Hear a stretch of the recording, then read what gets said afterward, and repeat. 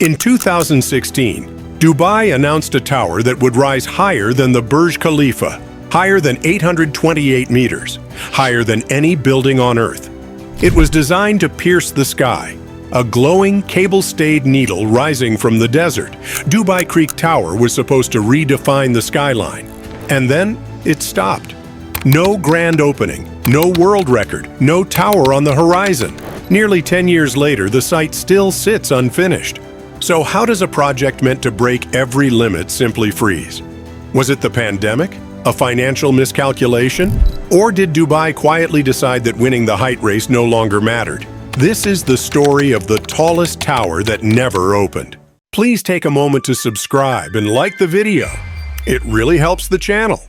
When Emaar unveiled Dubai Creek Tower in April 2016, the message was clear. This would surpass the Burj Khalifa. Early estimates suggested at least 928 meters. Some reports hinted it could even exceed 1,000 meters. The exact height was never confirmed, but one thing was obvious. Dubai was aiming for the sky again. The architect was Santiago Calatrava. His design drew inspiration from a lily flower and traditional Islamic minarets. A slender concrete spine would rise from the ground, supported by high-tensile steel cables anchored around its base. At night, those cables would glow, turning the tower into something like a giant illuminated harp or a lighthouse overlooking Dubai Creek. But here's the part many people misunderstood. This was never designed to be a typical skyscraper packed with offices and apartments.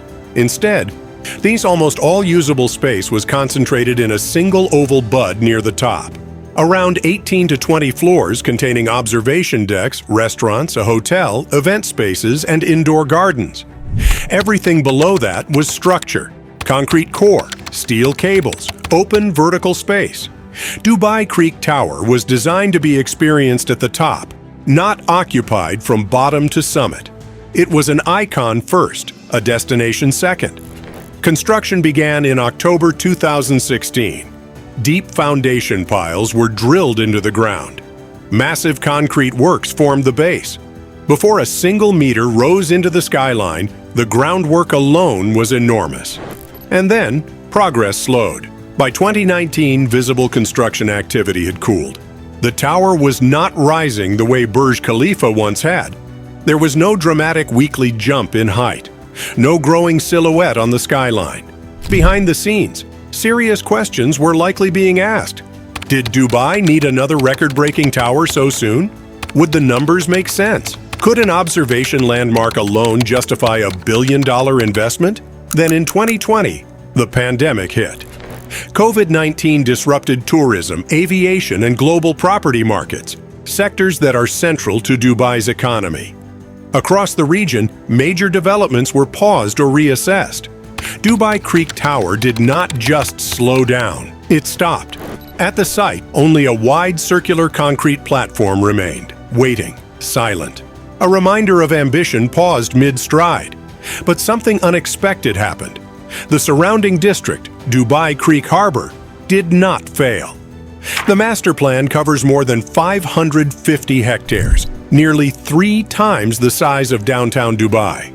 It was designed to become a new city center, complete with homes, retail, parks, and waterfront promenades. By 2026, thousands of apartments have been delivered. More than 6,000 homes are occupied. Restaurants operate along the marina. Families walk along the waterfront. Property demand remains steady. The community grew, even without the tower. And that changed the equation. In January 2026, Emaar's chairman Mohammed Alabar announced that Dubai Creek Tower would return. A new construction tender would be issued. The project was back on the table. But this time, the message was different. Altitude alone is no longer enough, Alabar said. Those words signaled a shift. Earlier rumors had suggested the height might be reduced below the Burj Khalifa for cost reasons. More recent reports indicate the ambition may still sit around 928 meters, possibly higher. But the focus has changed. The conversation is no longer purely about setting records, because Dubai no longer needs to prove it can build tall. Burj Khalifa has held the title of the world's tallest building since 2010. For more than 15 years, That achievement has defined the skyline. The city's global reputation is already established. Now, the emphasis is on experience, design, integration, long-term value. And there is another important distinction that explains why Dubai Creek Tower was never truly competing with Burj Khalifa in the first place.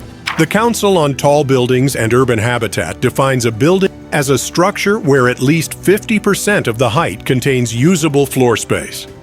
Dubai Creek Tower does not meet that requirement. Only around a quarter of its height includes habitable space, all located in that single pod at the top. The rest is structural core and support cables.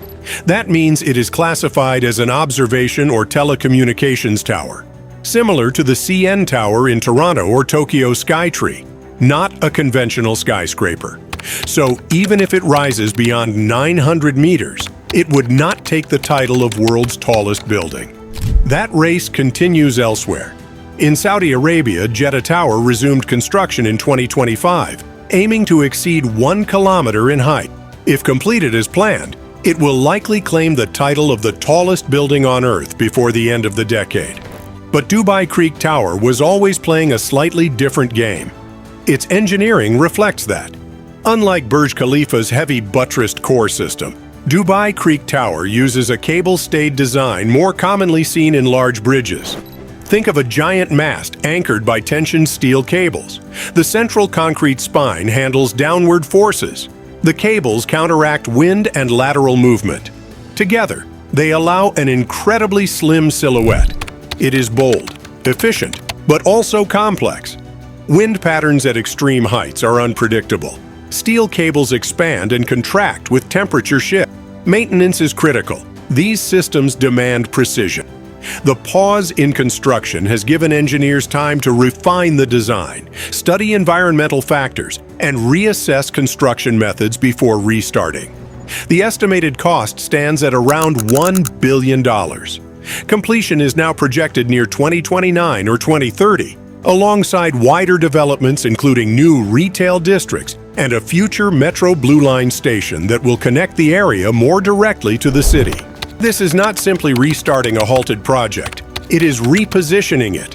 When Dubai Creek Tower finally opens, it will not be rising above empty land waiting for growth. It will stand within a functioning district that already has residents, businesses, and infrastructure. It will not need to create a city. It will join one. And that may be the most important shift of all. Because in 2016, the tower was about height, about headlines, about pushing beyond every known limit. Today, it is about fit, about impact, about becoming part of a completed skyline instead of dominating an unfinished one. Dubai Creek Tower began as a race to outdo the Burj Khalifa. It paused during a global crisis. It watched as the city around it matured without it. Now it returns with a quieter confidence. Perhaps it will rise to 928 meters, perhaps higher. Perhaps it will become the tallest structure on Earth, even if not the tallest building. But its significance may no longer be measured in meters. It may be measured in timing, in how a project paused, reconsidered, and returned in a different era. Because sometimes, the boldest move in a skyline is not building higher, it is building smarter. And that is why Dubai's tallest tower, the one that never opened, might still become one of its most important.